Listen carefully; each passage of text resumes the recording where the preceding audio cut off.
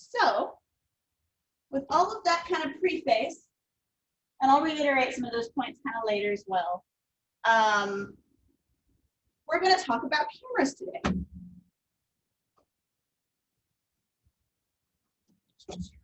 Let me share my screen.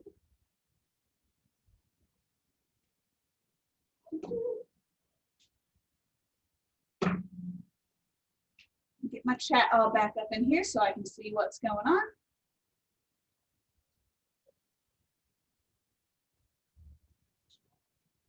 So I'm going to go ahead and let you guys know that all of the notes that I'm going to be sharing with you guys today are on D2L.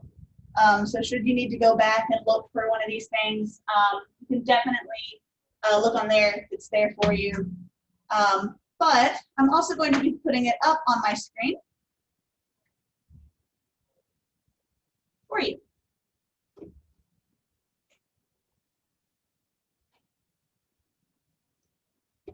So this is your checklist on how to set up these cameras that we have here in the DMC. If you have a camera at home that's like a DSLR type, these settings can also apply to you. Those of you that will be using your phone, take this with a little bit of a grain of salt, but try your best to get it to the best settings you can get. So inside of the Digital Media Center, we have two types of cameras. We have our T5. So this is a newer type camera. We should be getting a few more new ones relatively soon as well. And then we have our T3, which is just the same thing, same model, just a little older. So some of the buttons are a bit different. So when you're setting these up, a couple things to know. Charge your battery when you get it. Who knows what the person before you did to that battery, where its battery level is. If you plan on going outside in the wilderness, you might not have access to a port to plug it in and charge it on the go. So make sure you charge it first. When you first go to start filming with one of these, take the lens cap off, otherwise how will you see? It happens to us all. I can't tell you how many times I have gone outside and been like, why is everything black? Oh, lens cap. Next thing you need to do is change all your settings. Now for you guys here, let me know if this isn't popping up as well as it should. But like I said, all of these instructions are online. So when you turn your camera on, there's two modes, especially if you're using the T5. You have on. Whoa, so exciting. And then you also have a camera mode.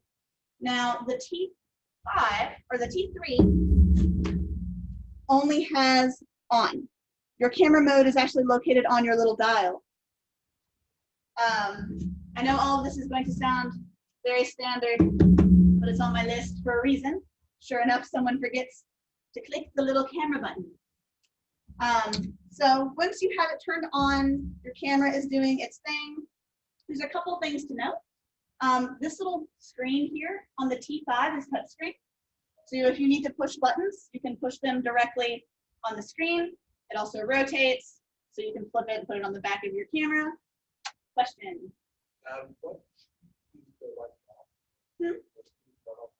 Oh, to wipe off the camera? You want to use like a microfiber, like glasses. Oh, okay. Yeah. Yeah, something that you would use for glasses, not your hands, not your shirt, that sort of thing. But you can use your fingers to push the buttons. You also can use a stylus, I think. I'm not entirely sure on that one. Yeah, there might be a special type. Yeah, maybe that kind. Yeah. To note, the T3 has a dead battery, so that's fun. This one is not touch screen. It's older, it's not smart, but it still has most of the same buttons that you can find in your T5. So for this, I'm going to flip this around so that I can do this. There you go. Y'all can see the buttons. Works quite nice, and you can still see my face. Interesting. All right. So the first thing you want to do is we want to change all of our settings I will tell you this, I have no sympathy for people that have used this camera before me. Let's see if there's any pictures on here before I do anything. Oh, there's cute puppy dog photos. But I also know this person hasn't used this camera since last semester, so because I recognize the footage, I also know they have all this footage, so we are good. So what we've got to do is we have to reset these cameras back to default. The reason for this is sometimes the person before you has messed up a setting that you don't want, and you can't figure out how to change it because it's in a weird location. So first thing we're going to do is we're going to hit this little menu button up here at the top. It'll take you to your menu. Looks a bit like that. And we're going to go all the way over to the left, right. I don't know my rightsies from my leftsies. And we're going to go over here to camera settings. And it's going to be like, would you like to clear all of your settings? When you do this, it'll be like, are you sure you want to do this? Yes. So you can choose camera functions or camera settings. We want camera settings. And it'll be like, are you sure you want to do this? Yeah, we're going to fix it. We're going to make it look like how we want it. So I'm going to say yes. And it's going to be like, please wait. And then it'll be done. The next thing, I have two pieces of paper I'm looking at right now. I will show you the other one. It looks like this. We'll also be going through this one as well. Is going to this first wrench. And we're going to format the card. This is why I say I have no sympathy. Whenever you're done and you've turned this back in, the next person that gets it will 90% of the time erase it. And if it's me, I will always erase yourself. You've already turned it in. Surely you've gotten your footage off of it. If you haven't, it's too late unless that nice person contacts you because they know you and they're like, hey, your stuff's on here. Do you need it? I personally know who did the footage on this camera last. So I know they already have a copy of their footage because they've already turned it in to me. So I'm going to format this card. So, oh my God. So on that first wrench, I'm going to hit yes to formatting that card. It's going to be like, are you sure you want to do this? It will save me almost 4 gigabytes of footage. So I'm going to hit yeah, delete all that. It's not mine. I don't want it. They don't need it. It's gone. Forever lost. So now we've already cleared our settings. There's a couple of things we need to go back through in here to make sure this camera is going to work how we want it to work, so that we can have the best experience using this camera. So we're going to go over here to our second wrench. This is all of how this camera will be used. So we have auto power off. Why on earth would we want it to auto power off at 30 seconds? We don't want to save the battery. If we're recording something that's longer than 30 seconds, we don't want the camera to turn off, right? So I'm going to turn that all the way down here to disable. If you are worried about power, you can change that to like a minute or 15 minutes. But turning it off will just allow you to make sure that should you go over a certain amount of time, it's still recording, it's not turning off, that sort of thing. Then what we need to do is also turn up our LCD brightness. Now I'm pretty sure if I do this, it's going to blow everything out on this screen. Oh no, it actually worked pretty decently in here. I like to turn it all the way up for right now, just so it's easier for you guys remotely to see it. I'm going to leave it in the middle. If you're outside, having that brightness up all the way will allow you to see your screen nice and crystal clear. If you're in a really dark room, taking like long exposure shots to try to get some really cool lighting stuff, turning it down will help. You won't get a weird halo kind of around where you're standing. Now, we also want to go to this LCD auto off. Pretty much what that says is, hey, this screen is going to turn off at 30 seconds. We don't want that, right? We want to be able to see what we're doing, so I'm going to hit disable. I don't want this to turn off because if I'm standing behind my camera recording my subject, I don't want it to turn off halfway through my recording. How will I know if I'm still capturing my subject? So now we want to go to the second video this one right here. Because we want to make sure that our movie size is the size that we want for this class. So currently my movie recording size is 1920 by 1080 at 30 frames a second. I don't know if y'all can see that remotely. That's good. It's 30 frames a second. It's got a nice high frame rate. I'd prefer it if y'all shot in 24 frames a second. So that second little section. However, if you do need to shoot at a higher frame rate, maybe you're catching your dog doing something adorable or watching a child play, someone's doing a sport, that 60 frames per second, even though it's a slightly lower scale, will work quite well. It'll capture that motion really nicely and you won't have any weird blurriness. And that's the third one there. All right, so once we have that set, we can now go to the first video menu. This is how everything is going to act based off of how you're recording. So this AF method, we want to make sure is not facial tracking. So it has like a little emoji face. We want that flexi single. That way it's trying to capture all of the footage. So if like we're looking here, like if this camera here is my face, it's tracking everything. It's not just tracking my face. Same for you guys. If you're recording like me and you want to track me, but there's also like 3 other people, it won't be tracking my face and their face and another face and then another face and back to my face. It's doing the whole thing. Next thing we need to look at is this movie servo. What this movie servo does is it kind of fixes your noises that you have in here. We want to turn that off. We want to be able to fix that ourselves. Sometimes it'll put some weird kind of distortions inside of your footage, and we don't want that. It is a rare occurrence, but it does happen. So just turning that off will fix that for sure. Next thing we want to look at is this grid display. This is one that's more personal preference. There's a couple different types. Those of you online, there you go. We have off our rule of thirds, which is that grid 1, and then we have grid 2, which is there's a whole bunch of lines. So I like grid 1. We want to use that rule of thirds. We want to be able to see the individual parts of our composition to get the best look that we can. And then when we hit menu and go back to recording, I don't know if y'all can see it, but there's some grid lines on my screen there. Ooh, it's so hard for you guys to see. Normally when there's not COVID, I have like 7 of these cameras and I throw them all out to you guys and let you play with it, push buttons and explore. But it's COVID, I can't do that. But if you do want to come up here after, those of you physically here, and play around with one of these before you leave, ask questions about where buttons are, you can do that.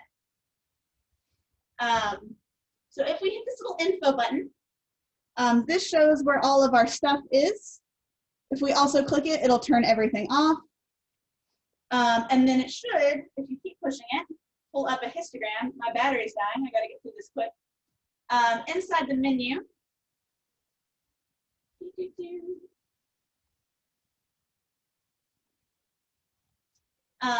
under this little play button here, there's a histogram button.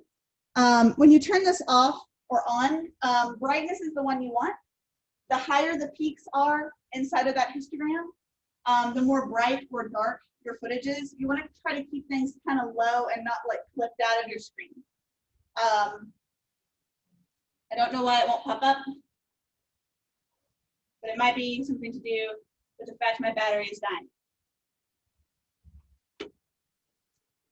All right. If you're going to shoot at 24 frames a second, your shutter speed needs to be 50 for nice natural motion. So long as you don't change any settings, it should automatically default to that. So you won't have to worry about that too terribly much. If you need to change your aperture, you can hold down this little AV button right here. Right here.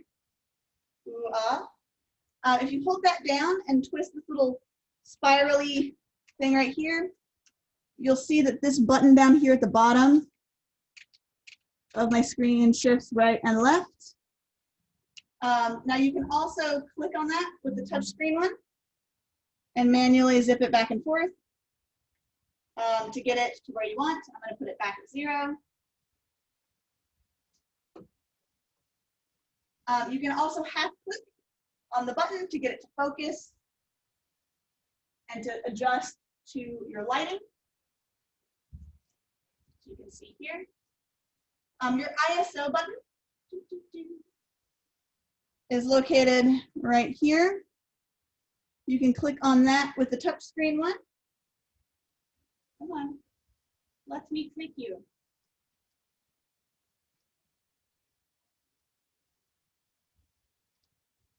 Fine.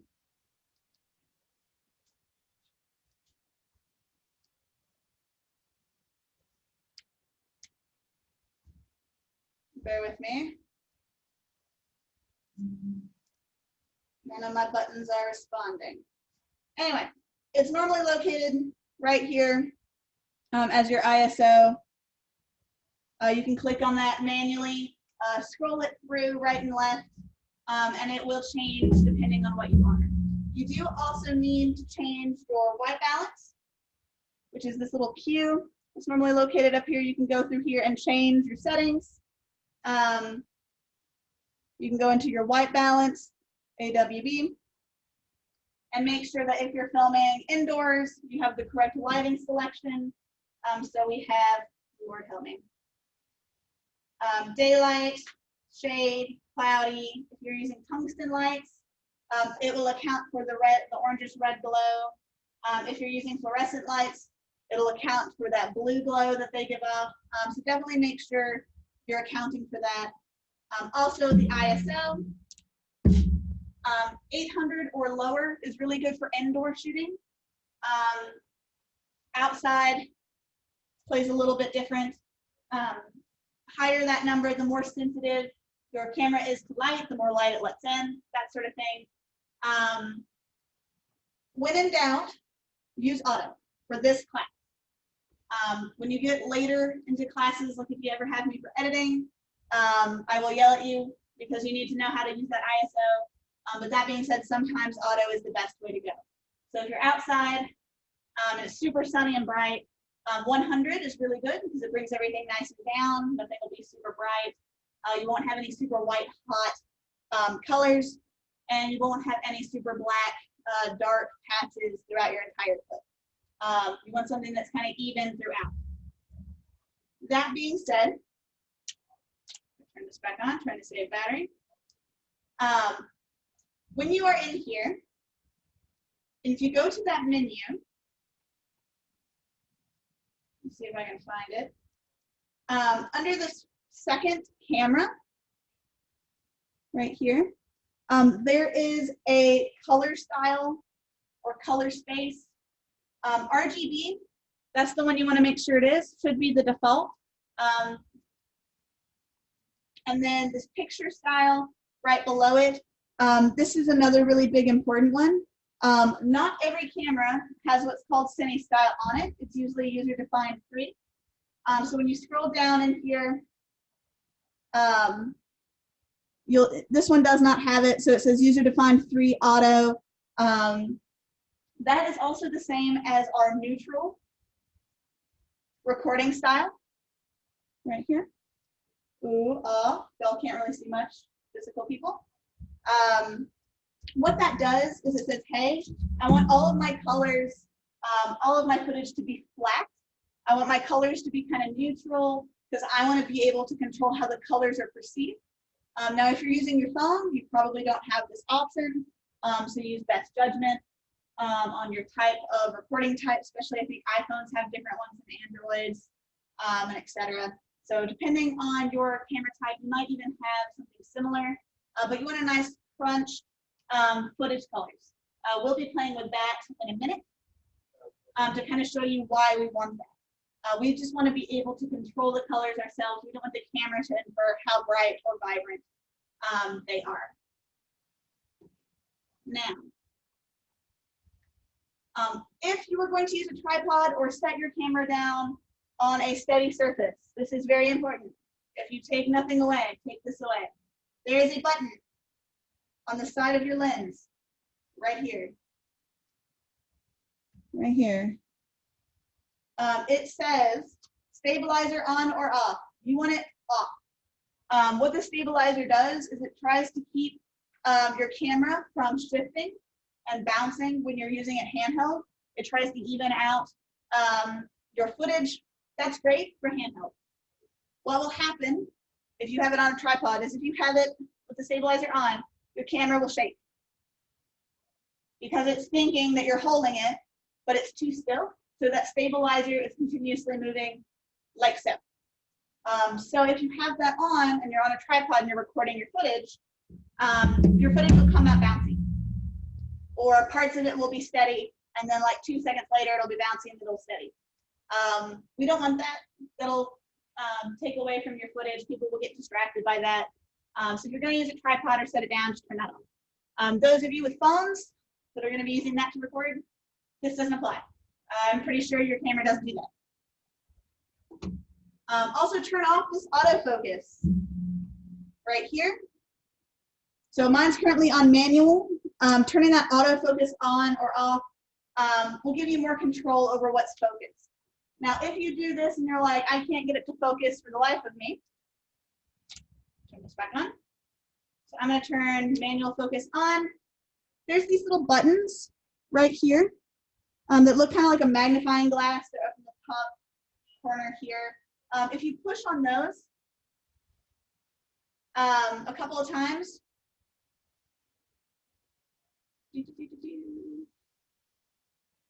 it'll bring up a zoomed in view. So you guys can see it's really zoomed in. There's my mask, super zoomed in.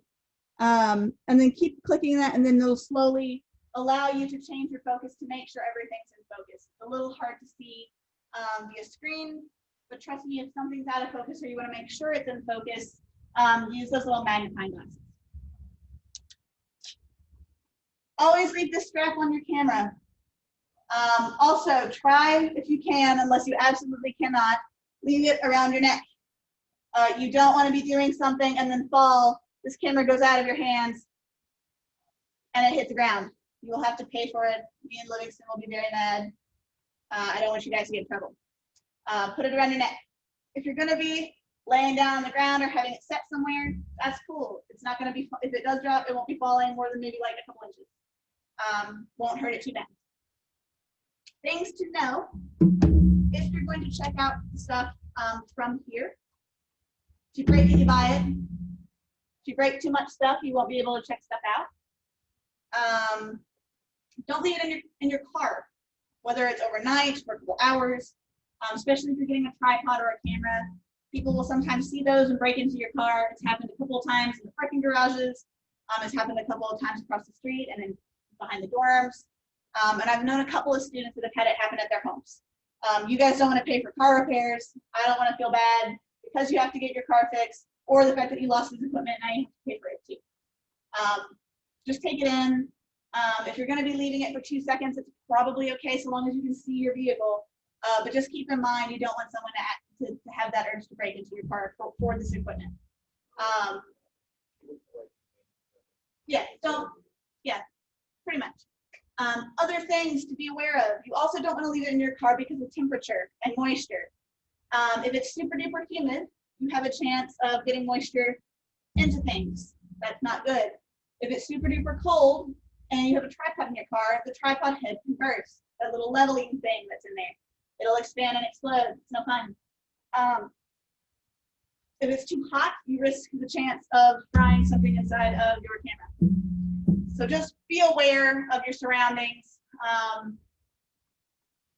and make sure you're just being smart about leaving things in your car, keeping things in. Things to note.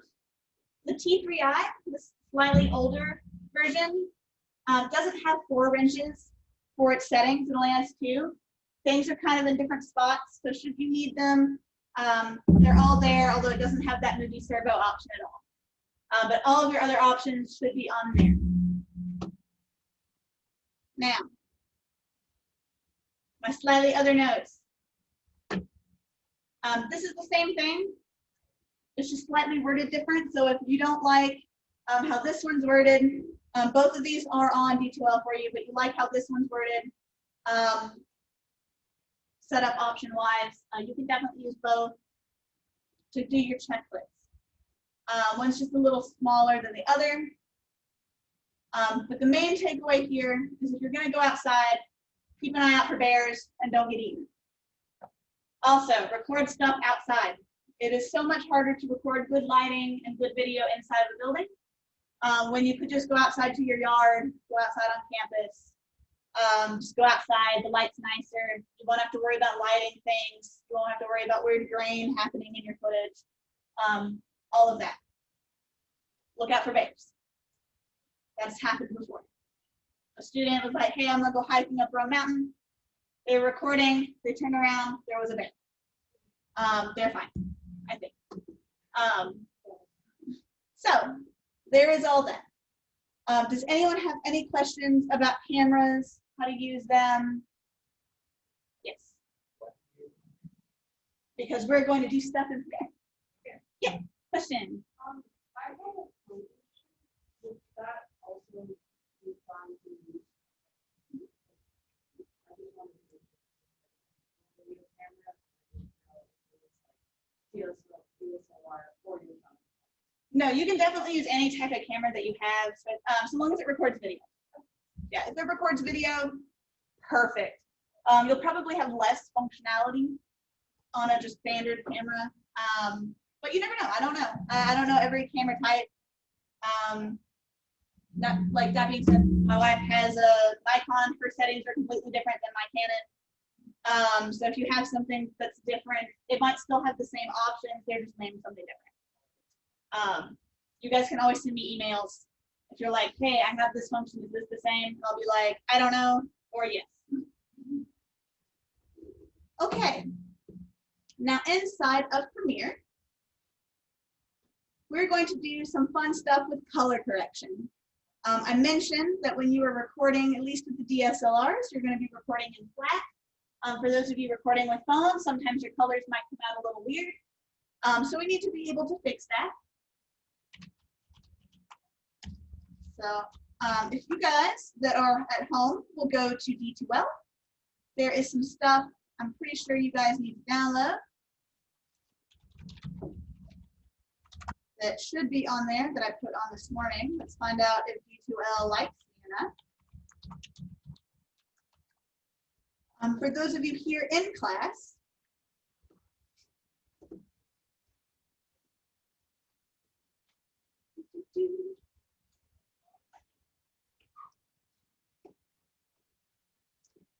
you can come over here to the server and download this color correction exercise right here. Remember, that's the / underneath the backspace. For those of you at home, you want to download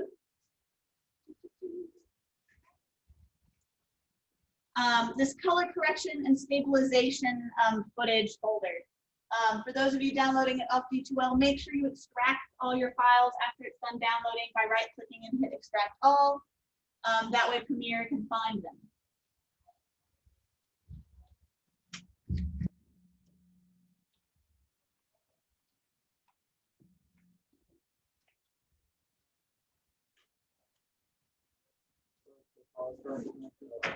Yes, so you want the color correction exercise.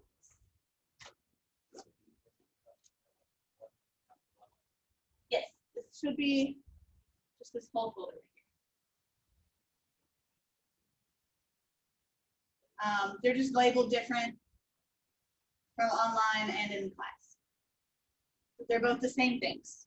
The only difference is I think the online one has less movie files for you guys to pick from. And that was just to save you guys some download time. Now, once you have it downloaded, those of you at home, just give me a good old thumbs up, either in the chat or, yeah, the little hand thumbs up thing. Awesome, awesome. Awesome. Those of you here in class, if you're done, just be like, thumbs up. or I'm good, whatever you guys want to say. You guys are here in class. If you guys have questions or problems, shouldn't take you too long to get fixed. Thank you, thank you. Good old thumbs ups. It's the one that was longer, the one that was one. You're good. You're good. Oh.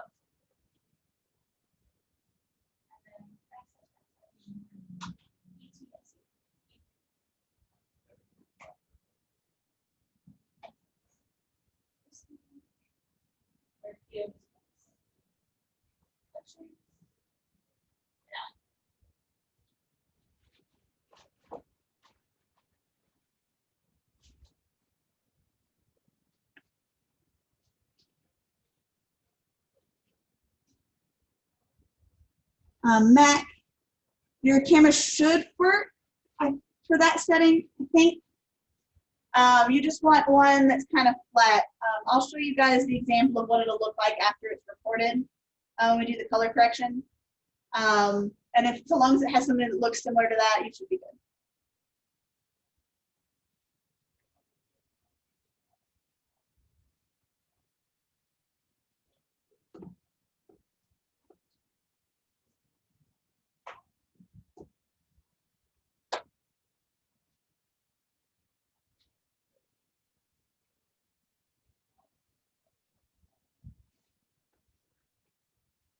Just so I can check the wall is still downloading. That from D2L. All right, one back there. There, you're good. Okay, no, you guys are good. We're not in a hurry. We got time.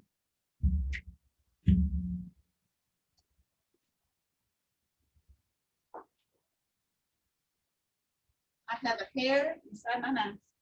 This is the worst.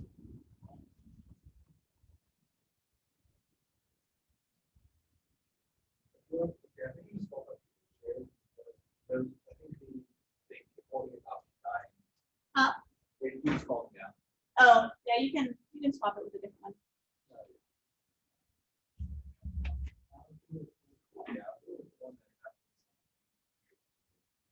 Yeah, you can swap with that one.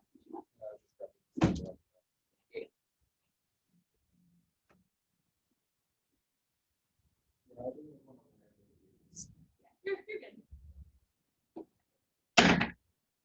No one ever uses that seat, so.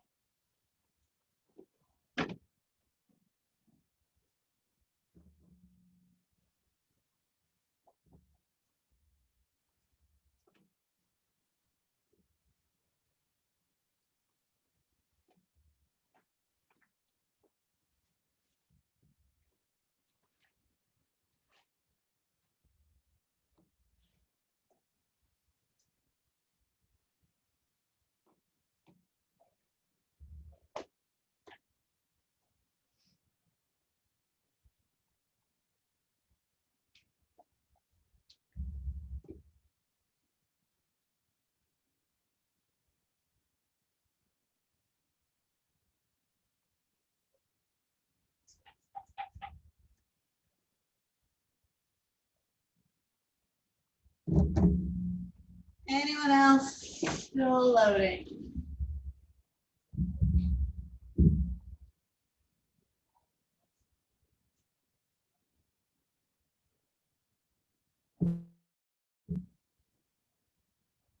Okay.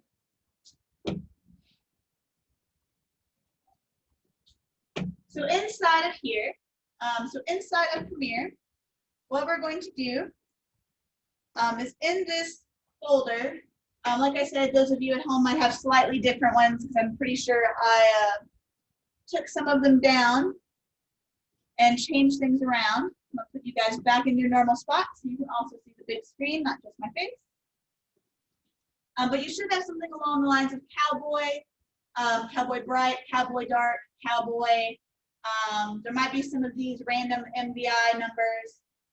And then you should have like maybe the Seattle skyline, the stabilized demo, and Vegas night. I'm not entirely sure which ones I put on the D2L one, but you should have something that looks like one of these.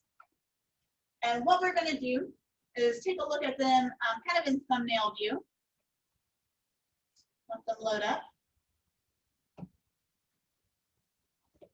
Now for me, for this class, I'm going to use Cowboy Bright and Dark to kind of explain some stuff, so you don't have to open these ones up. But you can pick Cowboy, these flowers here, maybe one of these lady ones, those MBIs, and we're going to color correct those. So I have this one, this one, this one, this one, and I'm just going to drag those into Premiere.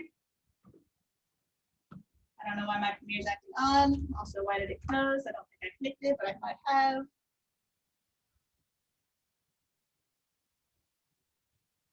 I must have. I'm going to make a new project, and I'm going to call this Color Correct and Stabilize.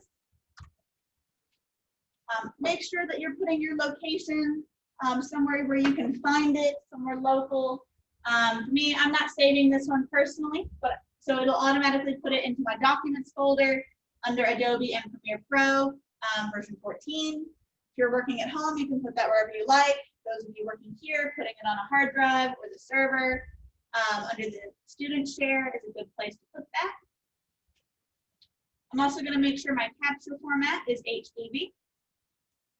And I'm going to hit OK. And then I'm going to drag these ones that I'm going to use down into our import media. You can also right click in this import media, or you can go File, Import, and import your individual clips. There's multiple ways to import.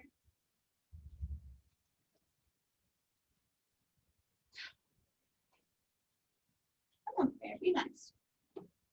And then just for my own sanity, I'm going to go into the editing section. Now there's also a color section. I'm not going to go to that one yet. I'm going to use the editing to kind of show you some buttons first. But we are going to be doing color correction, so there might be a reason why we might possibly want to click this color button right here. But I don't know, foreshadowing.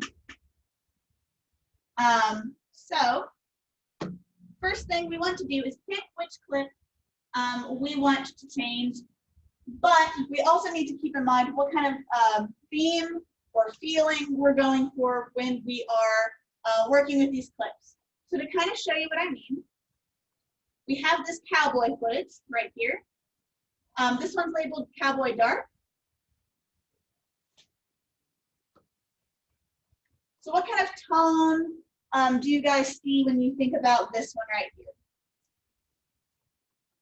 What kind of tone is this footage kind of giving off? Sad.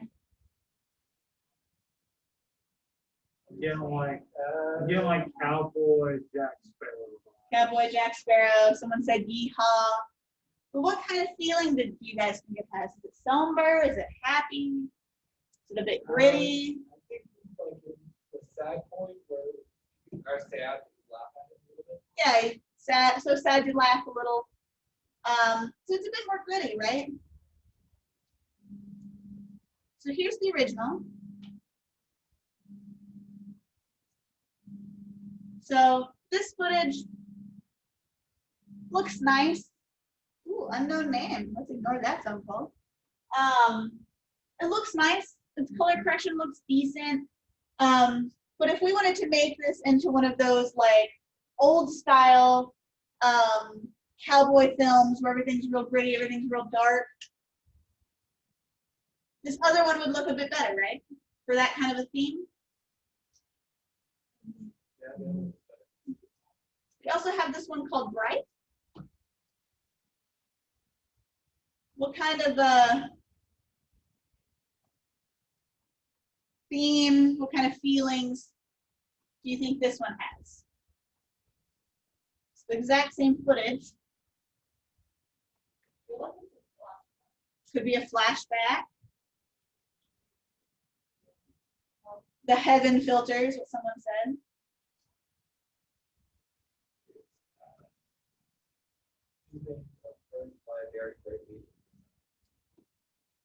Possibly, possibly. It's a bit lighter, right? It doesn't have that kind of gritty feeling to it. It seems like maybe it's more lighthearted. Someone said people use it when they need to remember something or die. Yeah, he sees someone that he wants. He likes someone that's like in the distance, reunited, that sort of thing. Much different than this one, right? Even though they're the exact same clip. So color correction is important. How we color correct our footage will change how everything is perceived by our audience, by the people that we're going to be showing it to, whether it be your friends, family, the internet, big blockbuster on the movie screen, and beyond. So I'm going to use this NVI 2893 MOV for my color correction. So I'm going to click and drag that one into my screen here. And we get this nice and flat colored video. So this is what I mean by flat. The colors are all real neutral. You can tell she's in a space where there might be a lot of color in here. Her skin's a bit more paler. It's not pale per se, but more like dulled down in color. This is what I mean by flat neutral or the cine style typing. So what we need to do is we need to make this look more natural, more realistic. We need to color correct this to look better. So there's a few things that we can do inside of Premiere to do that. So I'm going to come over here to Effects, this little Effects tab, and I'm going to type in this, if I could spell. So this is the exact same levels that's used in Photoshop. It's just a little bit different in its presentation. Pretty much all of the color correction stuff that we're going to use in this class today are the exact same ones you can do in Photoshop, just a little setup different. There are two different levels in here. There's the adjustment levels. This is the one we want. Or we have auto levels. Auto levels is a weird little tool. It's also in the obsolete, which means they're going to be phasing it out soon. So just keep in mind, if you do try this one, more than likely in the next 2 or 3 iterations, it'll be gone. So there's 2 ways that we can edit our footage inside of Premiere. So we can click and drag this levels directly onto our clip and put it directly onto the clip, or we can use something called an adjustment layer. So what we're going to do to get an adjustment layer is I'm just going to go back to this project here, right click in this kind of empty space. If you don't see any empty space, you can click on this little list view and some should pop up, or you can come up here to File and New, an adjustment layer. So what an adjustment layer does is it works very similar to the ones that we had inside of Photoshop. It works as its own little layer that you can put color correction and stuff on, and it'll apply to all the clips that are underneath it. Kind of like the ones that we created where they were their own little layer that you could mask out and color correct. So I'm going to put that adjustment layer over top of my clip. I'm going to leave mine at the halfway mark because I want to show you guys kind of the progression of the color correction as we go. So I have our adjustment layer. I'm going to go back to Effects, and I'm going to put our levels on top of that adjustment layer. Now, like I said, you can put it directly onto your clip. There is nothing wrong with that. It works the exact same way. The only difference is if you want to take all of those away, it's just one extra button you got to click. Whereas if we wanted to start our adjustment layer from scratch, I could just click it and delete the adjustment layer. Whereas if it's inside the clip, we have to click a couple of extra buttons. So in this adjustment layer that I have here, or on your clip, I have my effects controls right here. When you click on that, it should automatically, if you drag this levels on here, put it onto there. So you have your motion. This is your keyframe that you can put into your clip, your opacity, how clear is your clip, your timing stuff, how quickly or slow does your clip play. And then you have your levels. You can minimize this or maximize it. I'm going to leave mine maximized. Should we change stuff in here and need to turn it off, we can click our little effects button right here, and that will temporarily turn it off. So just to show you, if I up that, turn that off and on, it will temporarily turn that off and on. And if I need to delete it, So if you're inside of your MOV here and you're like, I have this levels, I really want to get rid of it, but I don't want to delete my clip and start from scratch on everything. Maybe you've got 4 or 5 different edits in here. I just want to delete that levels. You can just click levels and hit delete, and it will remove. This is what I mean by it saves you a couple steps to have it on an adjustment layer, because if you have a lot of stuff on that adjustment layer and you're like, I want all of my color corrections to be on one adjustment layer, if you change your mind about having that entire color correction, you can just delete the adjustment and not have to come in here and manually erase each thing inside of your clip. So I'm going to put that levels back on here. And like I said, this is the exact same one from inside of Photoshop. It's just laid out differently. It's more numeric. There's no curves inside of here. But we have our black and white levels. We have our outputs. We have gammas. We have all the red, green, and blue. So if I wanted to make this a bit darker, I could up my black input. If I wanted to make it a little bit lighter, I could lower my white input. If I needed to up my greens, or make it a little bit more green, I can do that. Same with red. If I need to add a little bit more red back in here, I can do that. Same with blue. Just by playing around in here, we can get some subtle differences and add some stuff back. Now again, we also have gamma. So if we need to up or lower our gamma to get things to look more natural, we can do that. So already, if I turn this adjustment layer off and on, we already have a little bit of a difference. Already starting to look a little bit more natural, right? We've already started to get a little bit of color correction. Another one we can look at inside of here is brightness and contrast. Another one that we use inside of Photoshop. So I'm again going to drag this brightness and contrast onto my adjustment layer. I'm also going to minimize my levels. And inside of brightness and contrast are 2 buttons. There's brightness and contrast. So you can up or lower your brightness as needed. You can up or lower your contrast as needed, to try to get the more natural look that you're looking for. Now on all of these, there are a circle, a square, and a pin. We're going to be looking at this in a different class. I keep saying this. These are your masking tools. I swear that class is coming up. But if you want to play with them, you can. Just keep in mind, you don't have to touch those right now. How masks work is it makes it so that certain parts are see-through and other parts are visible. And you can control how and when they move. But we're going to ignore those for right now. So I have, so far, this nice, almost natural looking clip compared to its original flat clip. Another one that we can look at is color balance. There are 3 different color balances inside of Premiere.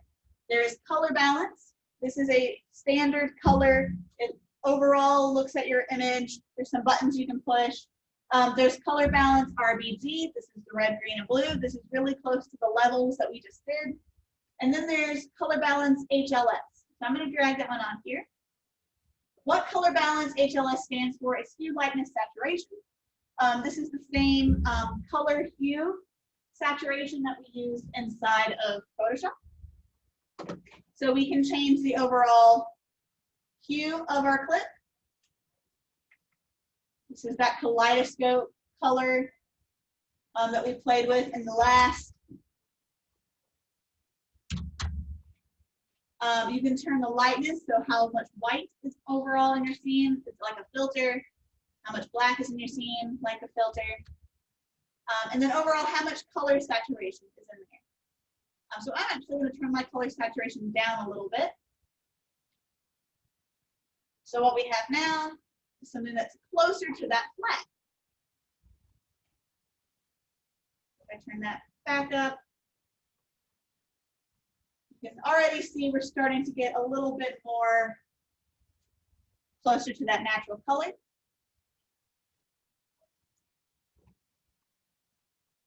We can go into here and type in curves. This works just like the curves inside Photoshop. Again, just laid out a bit different. So I'm going to drag that one on. And you'll see I get these little boxes here that I can actually create my curves on. So you have your overall master, your red, your green, and your blue. So I take this up or down. Where did you put it in? I'm positive, thank you. So we can take this up, down, we can create a curve to get the exact look we want. If I need to take some of this green color out, I can pull that down a little bit. Remove some of that color. Maybe pull some of the red out a little bit.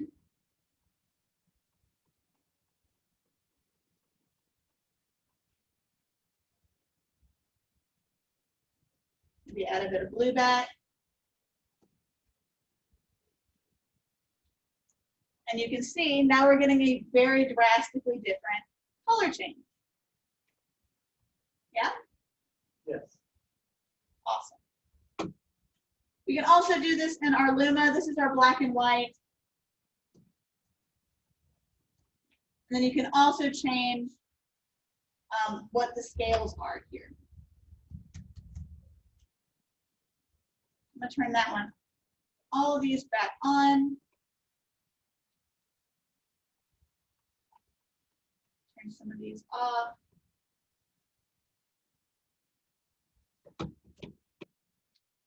Off.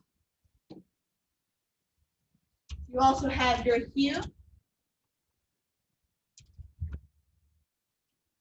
I've gotten rid of hue saturation. Awesome. Cool. We'll ignore this one. There used to be just a standard hue saturation in there. Wonder if they have named it different.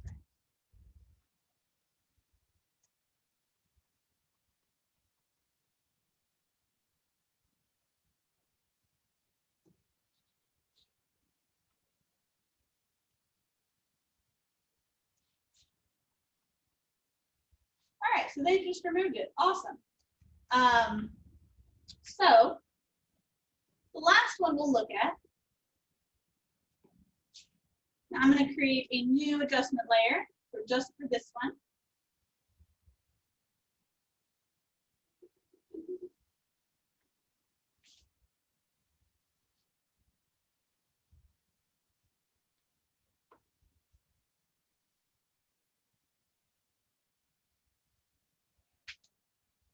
Put that one on top of the next clip.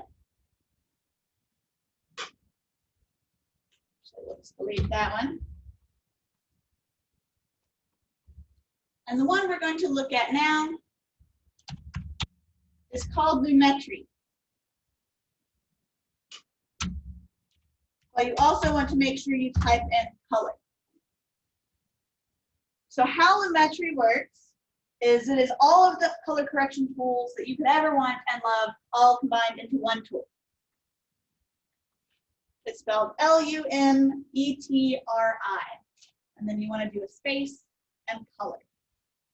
If you just type in Lumetri, you'll get a whole bunch of other gobbledygook that we're not going to worry about for a few minutes.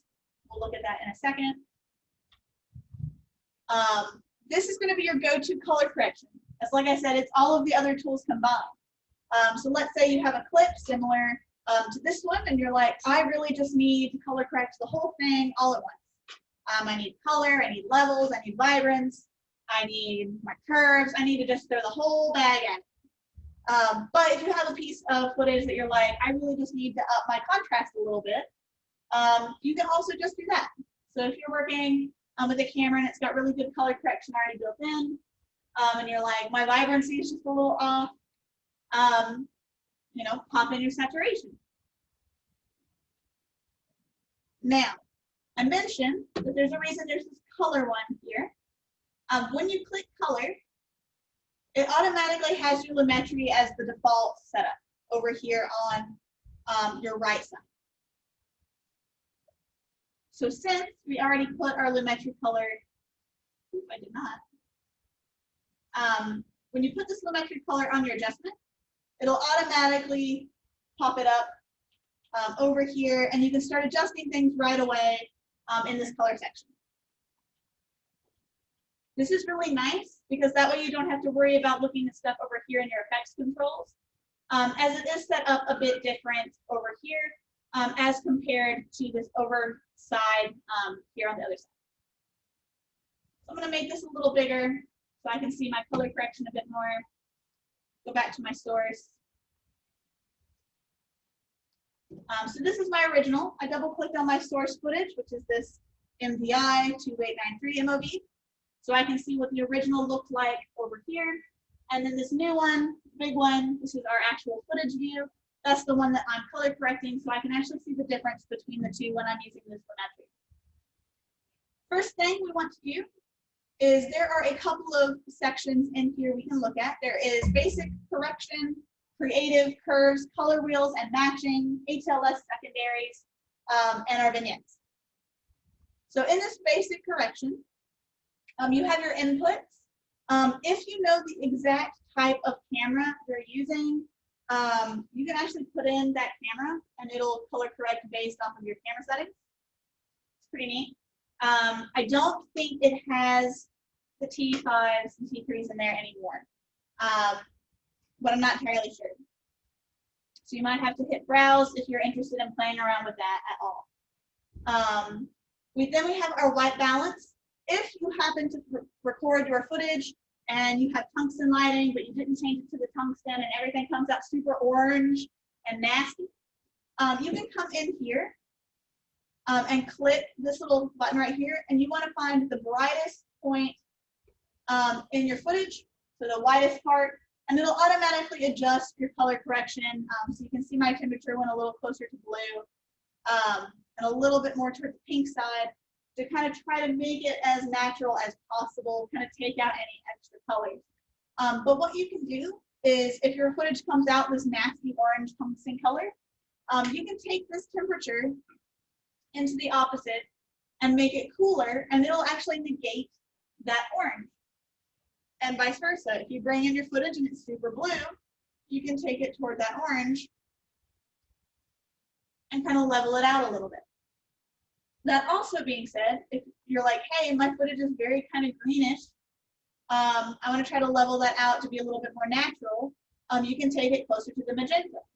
If it's coming in a little bit more magenta in color, you can push it a little bit more toward that green. This is a really good way to kind of get that color overall to be closer to its natural colors before actually adding in any extra vibrance or saturation or any other contrast. So the next section under here is the tone. What's the exposure, your contrast, how bright are your highlights, how dark are your shadows. So if I need to up my contrast here or lower it, I can do so. I can increase or decrease my shadows to make things a little bit more dynamic. I can make the brightest parts brighter or darker, etc. Now there is a saturation in here. Remember, saturation is color adding to color. Vibrance is adding subtle color to color. So I'm actually going to leave my saturation alone. I want to play with my vibrance later on. Does anyone have a question about the basic correction section inside of lumetri? Anyone remote? Hello? Everyone awake? Yeah. No questions from Alex. Awesome. So under creative, there's a couple of things to take a look at. There are these looks. Pretty much these are filters that you can add to your footage to get a different look, as it says, it's called looks, to your footage. So if you're like, I know I want this maybe gold rush HDR, it'll automatically add that filter to your footage. Same with if I wanted to do my noir, it'll automatically add a noir-like filter. You can do like a little bit more, it's got a little bit more red to it. Maybe I want something more like this Kodak. Or you can do none, which is the standard, what it originally came in at. Now we'll be taking another look at looks in a minute, but just know that right here, they work more like filters. You can also change the intensity. So if I'm like, I just want a little bit of that filter to get a little bit more realism, you can take that intensity down, or you can be like, no, balls to the walls. I want it as vibrant and as disgusting as possible. I'm gonna go back to none. Then we have some other adjustments that we can play within here, such as faded film. So if you add this, it gives it more of that faded, old style look. You can sharpen your footage. Use this sparingly. If it's just a little bit blurry, this will kind of sharpen your edges just a little bit, sharpen those contrast points. But be aware that the more that number goes up, kind of the more crunchy things can become pixely wise. So use this kind of sparingly. Then we have our vibrance. This is, remember, like I said, that overall color, the more natural, adding colors to colors. And then there is a saturation right below it. So should you need to also take that saturation up, you can.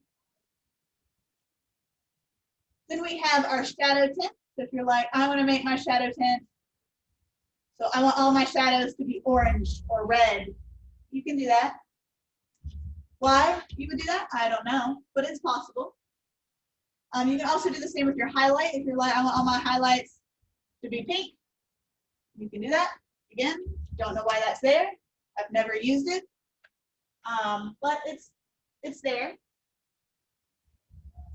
Then you can also turn your tint balance on these up or down. Questions about the creative style? Awesome. Now curves are just like the other curves. So you have your overall master, your red, green, and blue. Again, you can create curves in here to increase your overall contrast or decrease it as needed. You can also do that in individual levels. But we also have the hue and saturation, hue and hue, hue and luma saturation, and saturation, saturation. All of these are different color correction things that you can change. So if you're like, I want my hue to have a bit more color to it, but a little bit more variation. So this looks a lot more natural than if I were just to up my saturation all the way, right? Only certain colors like the greens pull up a bit. These pinks pull in a little bit more. You can also come in and be like, my overall saturation. So again, gives it even more natural. These are all just different curves that you can play with to try to get the most natural looking footage that you can.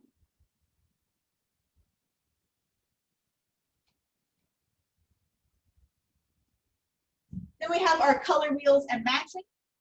There is facial detection, so if you turn this off or on, it'll try to detect based off of the face location area.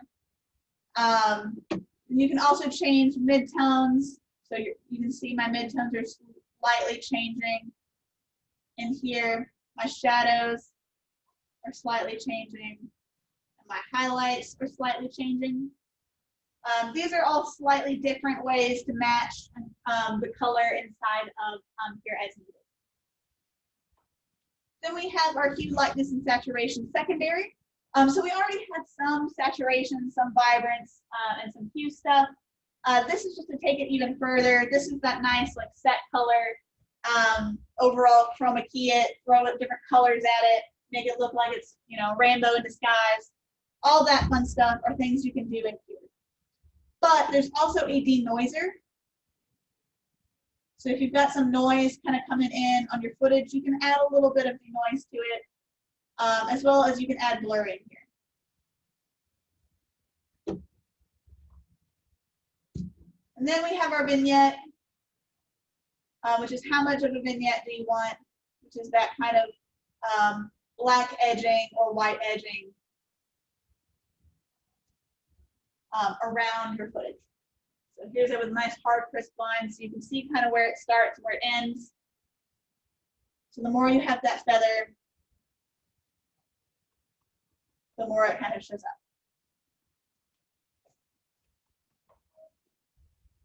Now you can also, if you get through all of these and you're like, I kind of really like all of this, but I don't like my vignette, but I don't want to take it back to basics, or I don't want to undo a whole bunch of times because maybe I've done something else between, I can just come over here and click that little checkbox, toggle it off.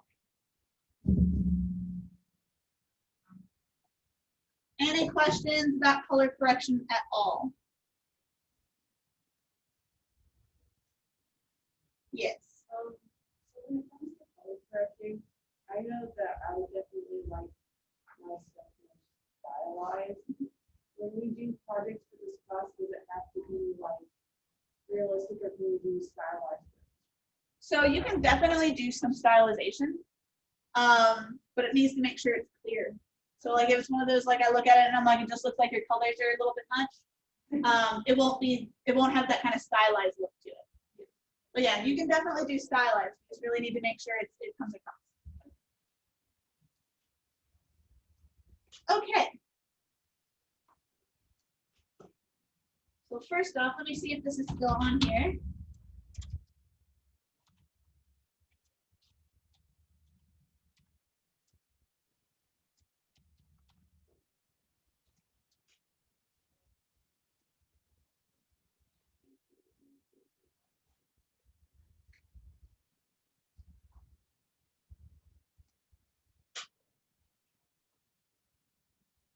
Okay.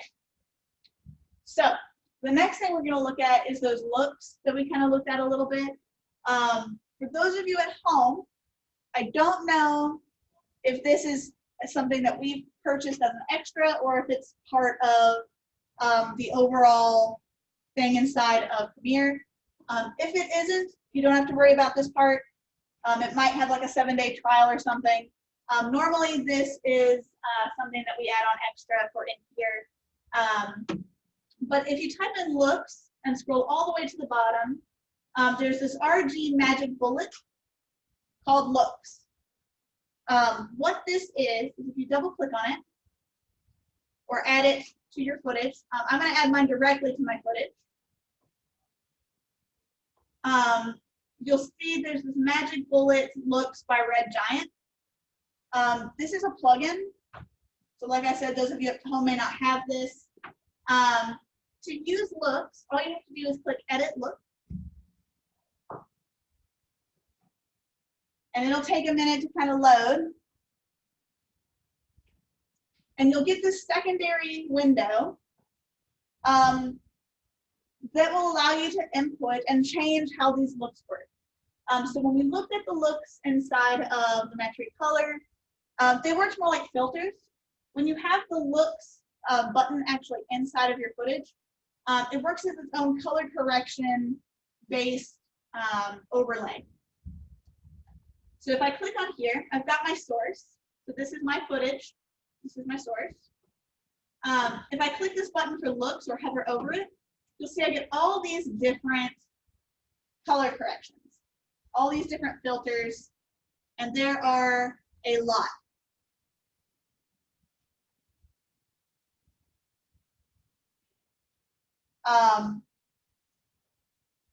So you can click on one of these. So let's do Skydance because it looks neat. And pretty much what this is its own kind of video color correction editor inside of Premiere, even though it has its own color correction editor. So we have a subject. So I have a grade or exposure.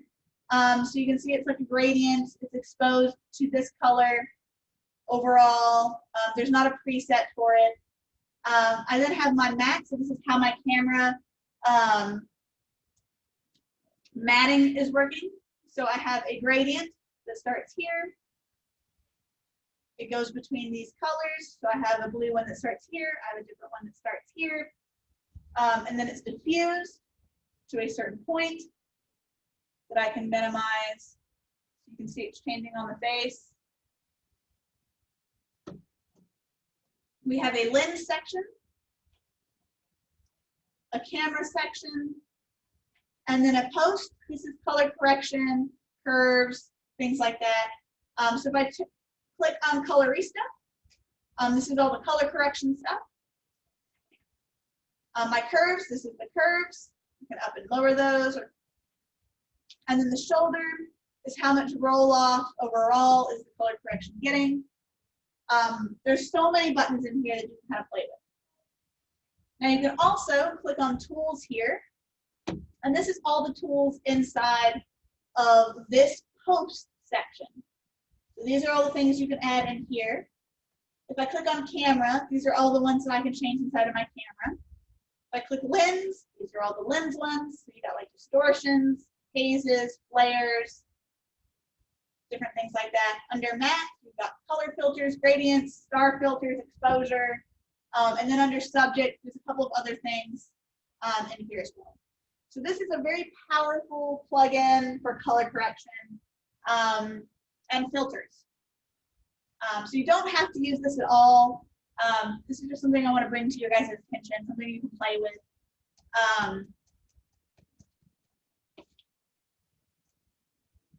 And if you click on different ones, you'll get different things.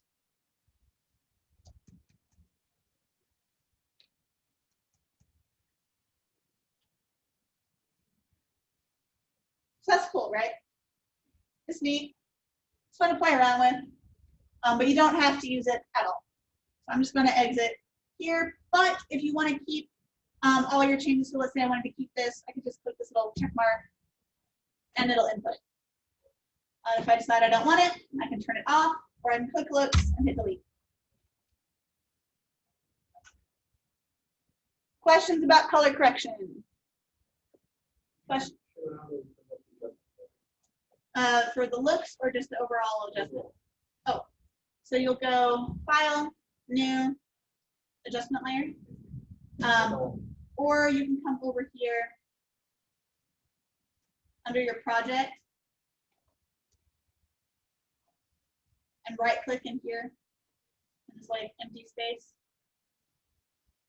and go New Item, Adjustment Layer. Okay, last thing we're going to do, I'm going to delete all of these. You can do File New if you want to keep any of that color correction stuff as kind of a reference.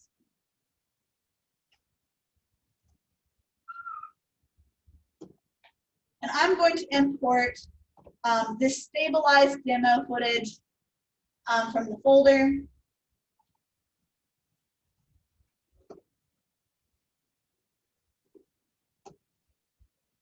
And put this down here.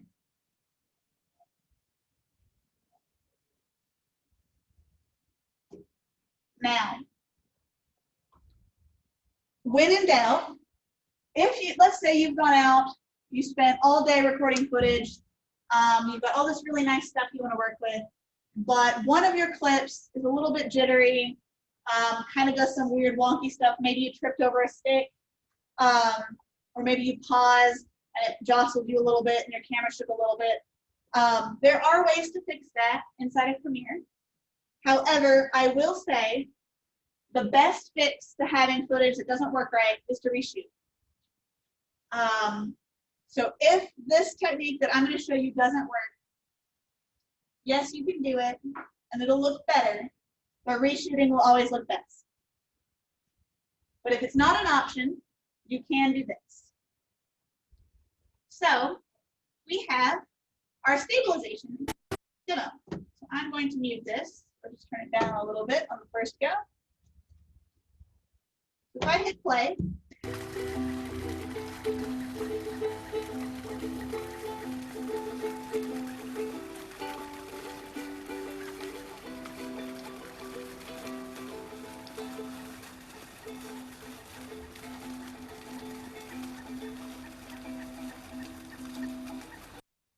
now, overall, that footage looked okay, but you see what I meant by it was shaky, it was kind of doing some stuff.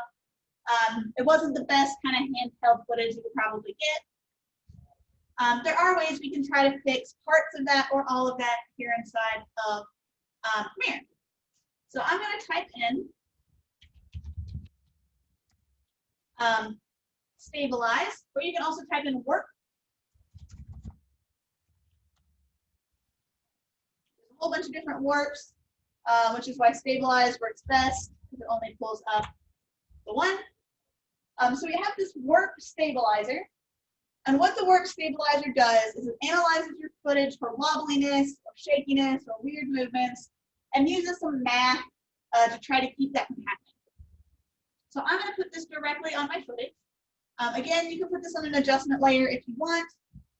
But once you do this, it'll analyze it in the background, part 1 of 2. Takes it a minute or so. You can always check to see how long it's going to take by over here on the left. So time remaining about 50 seconds for mine, or about 300 frames. I'm at about 35-ish%. So let's say you have a really long clip that's maybe like 10 minutes long, and you're like, this thing's kind of janky, it's kind of shaky. I'm going to put the work stabilizer on it, and it says you've got like 5 hours. You can just leave it and let it analyze. Just be aware that sometimes it doesn't always tell the truth. So mine said I was about 20 seconds. Probably closer to about 30, 10 seconds.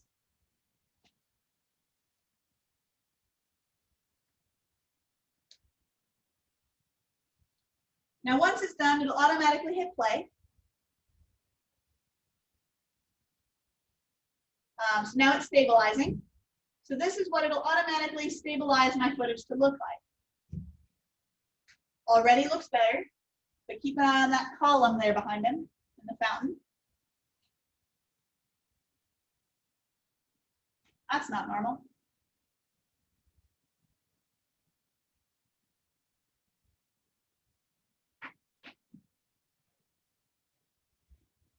So it looks better for sure, right? Definitely looks like it's less shaky. There's some weirdness. Like I said, that column kind of bends and warps a little bit. But what it's trying to do is it's trying to smooth the footage and stabilize it based off of the camera. Sometimes it doesn't really know how to work it properly or do it exactly how it likes. It'll make it a little floaty, a little glidey. It'll zoom it in a little bit or a lot. But it finds the best center point for your footage, which is normally close to the exact center of the overall footage. So if we take a look at this, there are a couple things we can do. So stabilization, the result is smooth motion. We can also turn that off so that there will be no motion. So you can see it doesn't do anything. We have our outside rim.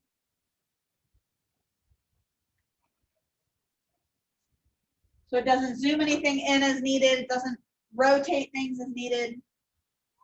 It's just trying to stabilize it to the best of its ability without showing any additional movement.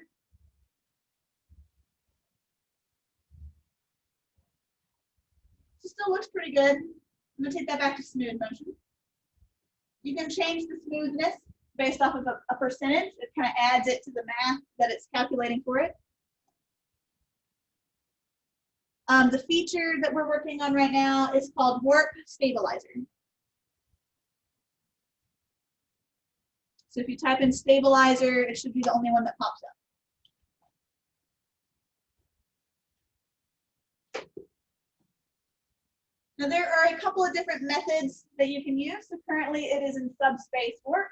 What this does is it says, hey, I'm using math based off of this one parameter called subspace that I want to use to try to fix my motion that's in here. But we can also do position. So we'll get something a bit like this. So you still have that rotation, you still have that scale doing as it was in the original. But the rotation, but it's just the position that's being stabilized. So it's still a little jittery, still not the best, but still looks better than the original. We then have position, scale, and rotation.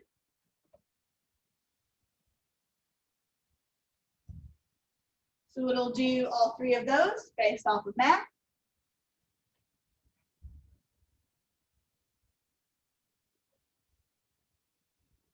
Looks pretty good. Does some weird hiccuping at points. But overall, it's pretty stable.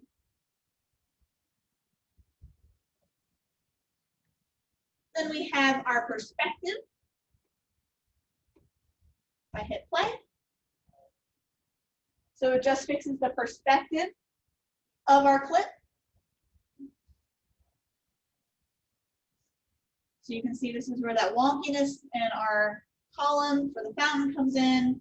He starts to warp a little bit. We get this weird kind of perspective shifting inside there. So I'm going to shift back to subspace.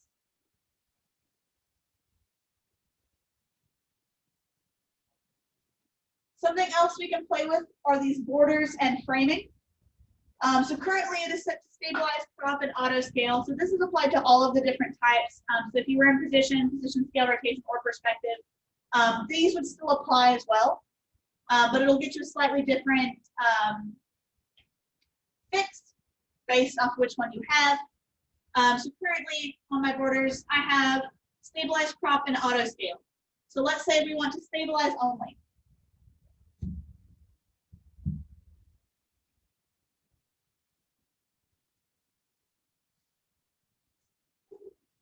It actually looks pretty good, right? If it's just stabilizing, but not trimming or clipping or doing any of that, we don't really get any weirdness. Fixes it pretty well, right? I like to call that one the Bigfoot one because every time you see those like Bigfoot videos, they always have that black border and they're always rotating around while he's, staying still. Then we have our stabilizing and cropping. So it does the same thing, but it also crops to give you the best look. So it crops it down, makes it smaller. But other than that, it's just doing the standard stabilization. It's just making it do it from the center of your video instead of from the overall best stabilization point. So that looks pretty good. There's some weirdness, but it's nowhere near as obvious compared to some of the other ones. Then we have our stabilized, crop, and auto scale. This is, again, that one that we automatically did. So it's the auto one that is picked. This is the one that kind of gives us that weird kind of bending.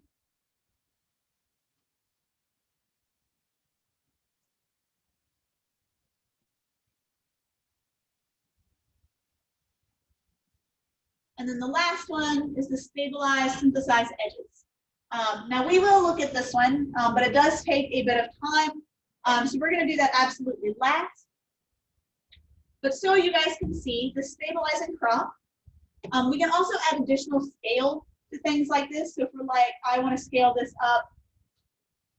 I know this one looks the nicest. I just want to scale it so it's fully inside of my composition. You can add that extra scale manually yourself if you need to. Now we still get that kind of bend a little bit right there in the middle, but overall this one still looks the nicest for this specific clip.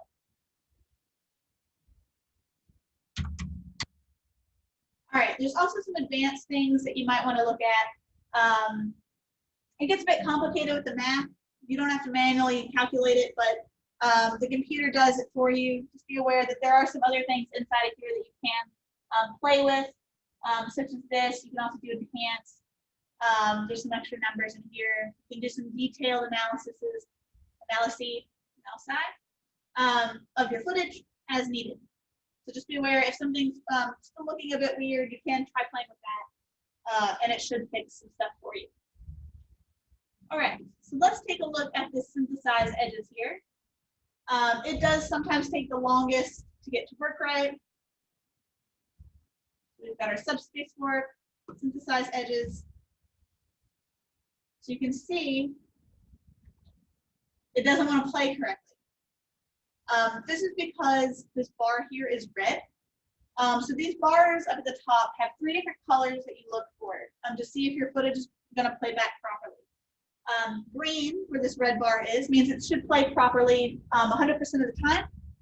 Yellow means sometimes it'll play correctly, sometimes it won't. It's trying to buffer, but sometimes it messes up. If you're ever bringing something in from something like Maya as an image sequence, if it's yellow, sometimes or most times it won't play back properly. And if it's red, 90% of the time it won't play back properly. So what we have to do is come up here to sequence and hit render into out. This is what takes it so long because it has to render each individual frame. So what I'm going to do is click on this and let this do its thing. So what I mean by it doesn't always play properly. So let's say you bring in a clip, it's got that yellow bar, you brought it in from something like Maya, and it plays the first second, but it doesn't play the whole animation or doesn't play it all at real time. You can do this sequence render into out and it will fix that. It'll turn that bar green and you'll be able to play it as though it's playing real time. Now this also has an estimated time, so it's telling me I have about 2.5 minutes of wait time for this to be fully done. You can also tell it's starting to work because normally when it gets about halfway or 3/4, your bar here will start to turn green. However, if you do hit cancel before it's done, it does reset all the progress. It doesn't keep your rendered preview. So while we wait for this, does anyone have questions about stabilization?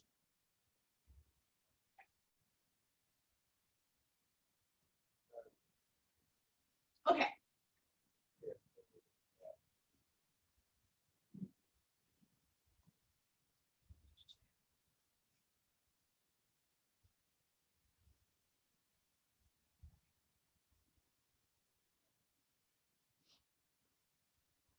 Now, another thing while we're waiting is you can do all of these color correction, all these stabilizations, all of that inside of After Effects. They're the exact same. Their button's just in a slightly different place. They work the exact same way.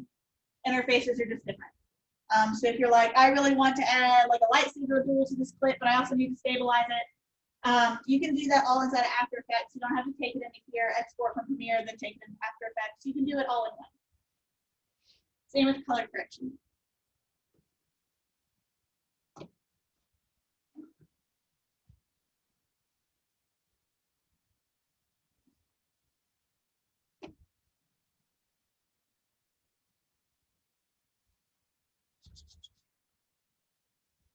Let me see here before we move on. Again, we're still waiting for our synthesized edges to render.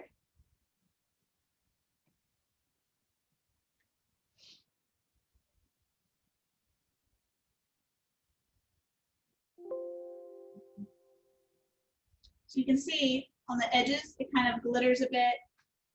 It's trying to synthesize what those pixels should be doing.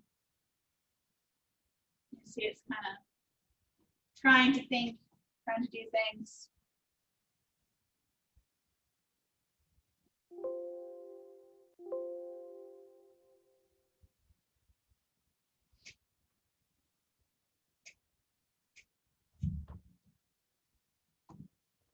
Okay. So,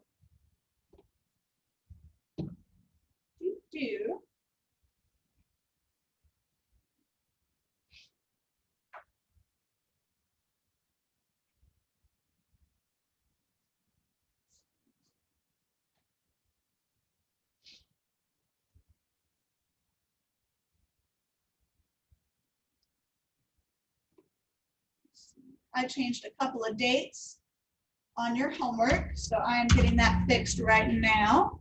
All right, so this is the homework. You guys are going to be doing something called 5x5 video. How this works is you're going to record some footage. You're going to have five-second clips back to back to back to back to back. It is due on the 19th, so it's not due Wednesday, but it's due on Monday. So Wednesday will be a work day. I really want you guys to spend that day going outside, recording your footage as needed. So if you don't show up to physical class or if you don't show up to Zoom class, you have that time to record. But if you also check out a camera and you're like, hey, I want to make sure I'm setting this up right, I will be here in physical class to help you get that camera set up. Now, if you look on D2L right now, it says it's to the 14th. I'm about to get that fixed because where we had those 2 days off, I shifted this down a day or two so that you would have extra time to work on it and it wouldn't be due the same day I'm giving it to you. So what you're going to be doing is I want you to go out into the wilderness, go outside, find somewhere interesting, and record some footage. And what you're going to do is you're going to take your camera and or tripod, or you can do it by handheld, and include some static shots of scenes, either downtown, campus, at your house, outside preferably, that way you don't have to worry about lighting. And then edit them together to display a theme. So they need to be all aware of each other. They need to have a cohesive idea. I don't want to see like a basketball and then a cat and then not have something that combines the two. Be aware the objects need to move in your scene. If I question if it's an image or not, I will send you an email or you'll get docked points. There have been people that have turned in trees, even though it's a video, nothing moves, there's no birds, there's no wind, it's just trees, there's no clouds. It looks like a picture.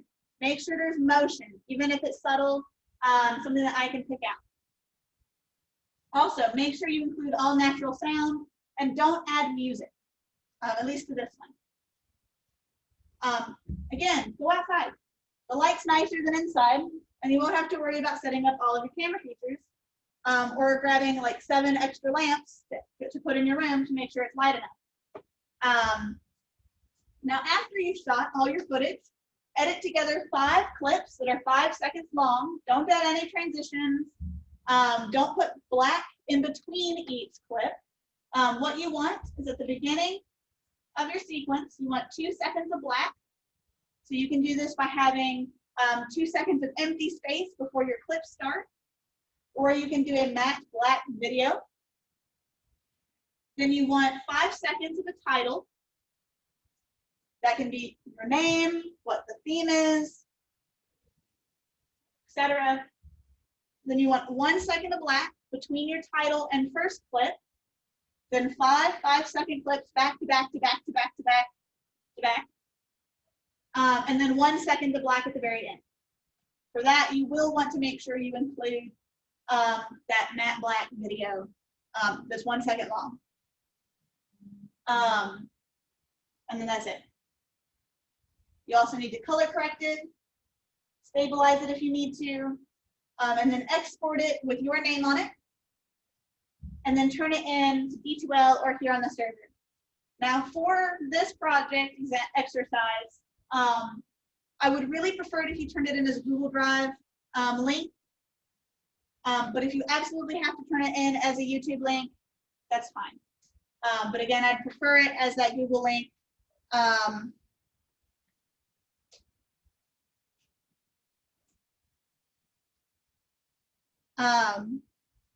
Ryan, to answer your question, you can pick up a camera here at the Digital Media Place. You don't have to buy one. Cameras are expensive. And you can use your iPhone as needed, but again, make sure you're shooting in landscape. I want horizontal footage. I will dock points if you shoot it in portrait mode. And I will yell at you. And when we do critique, I will call you out and be like, I told you this is what I did not want. But that being said, so long as your name is on it, and it's either a Google link, you might be able to put it actually on there directly as an MP4. Again, make sure you're exporting it as an H.264 MP4 format, and put your name on it.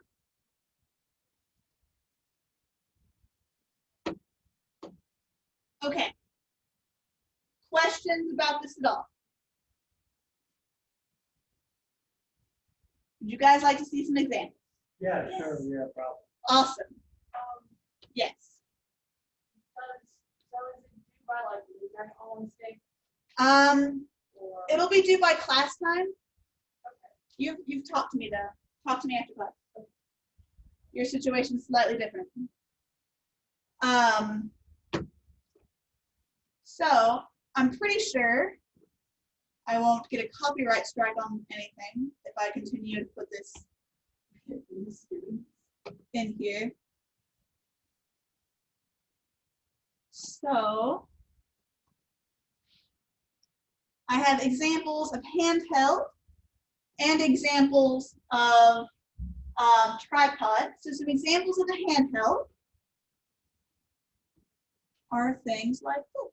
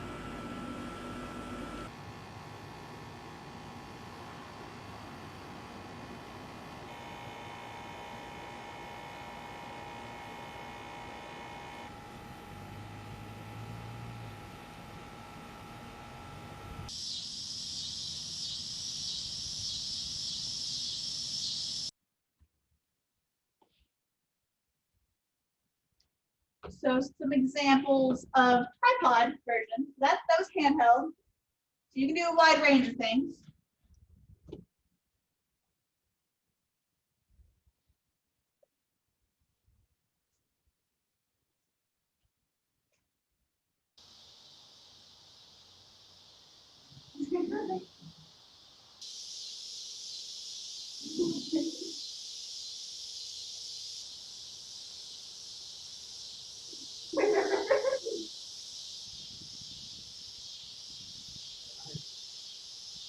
Oh, yeah.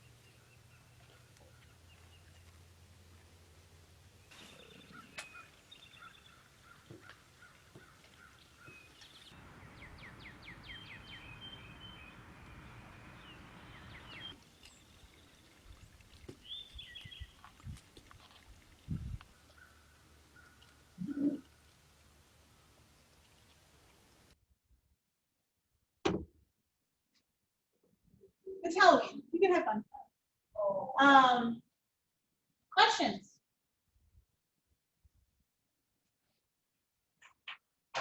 Video raises something. Okay. So like I said, the date this is due is the 19th. It is due Monday. So you have Wednesday as a film day. Fridays, like always, are lab days. So if you don't film on Wednesday, you can film on Friday, or you can edit on Friday during class. If you have questions, you can pop into either of those, and then it is due by class on the 19th. Currently, the date on D2L is wrong. It will be fixed right now. So if something does happen and you're like trying to turn it in like later tonight, and it's like, why does it still say the 14th? Ignore it. It'll be fixed. Last questions. We have 5 minutes of class left. Anything? Questions? Fears? Questions? First thing for that. Yes. I Put it in the revisions folder. What? The revisions folder. Oh, okay. Yeah, you're good. Okay, that's all I got. Y'all are free to go. Goodbye, remote people. Those of you in here, you can go. Those of you in here physically, if you need to take a look at a camera or want me to show you any other buttons because you couldn't see them, let me know. This video will be on D2L probably within the next hour. But yeah, I'll see you guys later. I don't know why I really, I thought it was, the nice thing should work really fine. Yeah. Okay, just let me know if something in that changes.